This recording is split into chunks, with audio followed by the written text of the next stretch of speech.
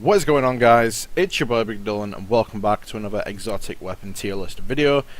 This video we're going to be going over all of the exotic pulse rifles currently within Destiny after the Age of Triumph update. So without further ado, let's get straight into it. First exotic pulse rifle we're going to be taking a look at is the No Time to Explain. This thing is exactly what you'd expect from a pulse rifle. Decent rate of fire, decent range, solid impact, and an all-round just solid pulse rifle. Now the main perk that actually makes this exotic is when you actually land a precision hit, that bullet will be returned into your magazine, so it makes you not have to reload as often, which is actually quite a decent benefit actually for anything PvE related. Now the ratings for this weapon, I'll give it a B- for PvE. Again, mainly because of that precision hits actually go back into your magazine, and also for PvP I give it a C+ because it is a solid pulse rifle. Next weapon on the list is gonna have to be Red Death. This thing is an absolutely amazing pulse rifle indeed. Great stability, great fire rate, great impact ratio, and the perk that makes this exotic is when you get a kill, it will regen your health, and you also gain increased reload speed for a few seconds, which is a nice benefit indeed, especially if you don't have any increased pulse rifle reload speed gauntlets. The ratings I'm giving this weapon for PvE, I'm going to give it a solid B. Almost got a B+, but it slightly lacks on the the impact sort of side of things. It's not one of the meta pulse rifles as far as things go. And for PvP, I'm going to give it a solid B as well, as the health regen perk does give it a competitive edge, especially within the Crucible. Next up on the list is the Bad Juju. This thing is an absolute workhorse. It doesn't have any burns or anything fancy on it. One of the perks that makes this thing an absolute beast is called String of Curses. Basically, after each kill, this weapon will reload instantly back to a full brand new magazine, and you gain increased damage for a short time, and also kills with this weapon charge your super. So this weapon is absolutely amazing just on its own. The ratings I've given this weapon is an A+ for PvE. For PvP, I'm giving it a B just because it's not the most suitable weapon for PvP. It does have a little bit of kick to it, but in general, it's just an absolutely amazing pulse rifle.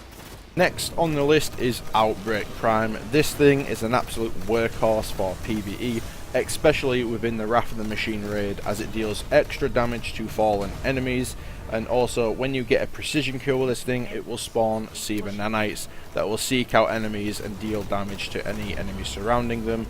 So it's a great overall pulse rifle, great stability, huge magazine size as well actually of 36, so overall a very solid pulse rifle.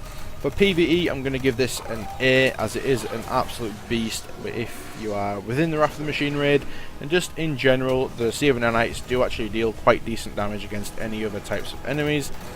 Now for PvP, I'm also going to be giving this a B, as it is actually still a pretty decent pulse rifle. Although it isn't a Hawksaw or it's not a Cerus PDX-45, it still holds its own and is still more than usable. Into the raid weapons now, we're going to start off with the Adept version of the Praetor's Timepiece. This thing has multiple benefits. The first one being it deals bonus damage to oracles within the Vault of Glass raid, so it's a very good choice for the Vault of Glass. It has Arc Burn on it, so for any Arc Burn activities that you may be doing, like your Nightfalls or your Heroic Strikes, would be a very solid choice for those. And also the perk combination on this thing does actually make it quite a bit of a workhorse, at least in my opinion. Having Headseeker on there and the Secret Round is actually a very nice combination of perks. It makes it a very decent pulse rifle for Crucible also. The ratings for this weapon, I'm going to give it a B- for PvE, as it's a solid pulse rifle, but again the rate of fire does hold it back just a little bit. It doesn't pack as much of a punch as I'd like it to. And for PvP, I'm going to give it a A- because this is an absolute beast of a pulse rifle, at least in my opinion, and it is one of my absolute favourites. Next up is the Adept version of the Oversoul Edict from the Kroaz'en raid. This thing, in my opinion, is a very poor version of the Praetor's Timepiece. Now, a couple of benefits of using this weapon would be that it deals bonus damage to Hive Mages. It has Arc Burn on it, so again for any Arc Burn activities like a Nightfall or some strikes would be a very solid choice for those. Also, it does shoot through hive shields, the knight shields that the knights put up. At times you can actually penetrate through those shields, but I mean, it's, how often is that going to happen? Very situational. For me, this weapon is held back mainly by its perk set. Doesn't really have any good perks on it, so for me, I'm going to be giving this a C+ for both PvE and PvP. Next up on the list is the Adept version of the Smite of Moraine from the King's Fall raid. This thing, in my opinion, is by far one of the best exotic pulse rifles in the game. Has Firefly on, and in general it's just a very good pulse rifle. Has a very good impact rate, good rate of fire, good stability. Does have a little bit more kick to it than what I'm used to with certain other pulse rifles, but it is more than controllable. A couple of benefits of using this is it deals bonus damage to taken enemies. Also has solar burn on, so for any solar burn activities like your Nightfall or your heroic strikes would be a solid choice for those indeed. Also for the ratings, I'm going to give this a A- for PvE. Just loses its edge a little bit because one of the perks is wasted on the Cocoon, where you can swap weapon, change your weapon and it'll reload for you. It's a wasted perk slot in my opinion. And for PvP, I'm going to give it a solid B. It is actually a very fun pulse to use in the Crucible. Last but not least, we have the Steel Medulla from the Wrath of the Machine raid. This thing is a amazing pulse rifle as far as things go. A couple of benefits using this would be that it deals bonus damage to fallen enemies. It deals void damage, so for any void burn activities like Nightfalls or strikes, it would be a solid choice for those.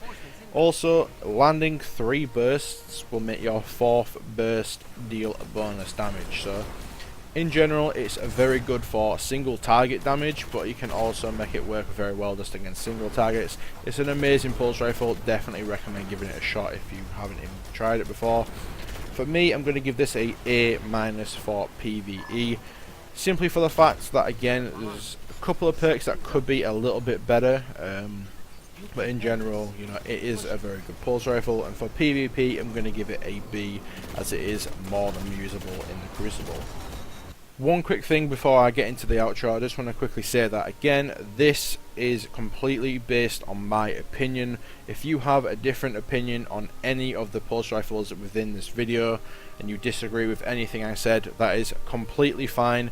Do not let my opinion change yours. If you like something more than what I said it was capable of, that is completely and absolutely fine. But anyway, with that said, that is the end of the video. Drop a like on the video if you enjoyed. Subscribe to the channel for future Destiny content.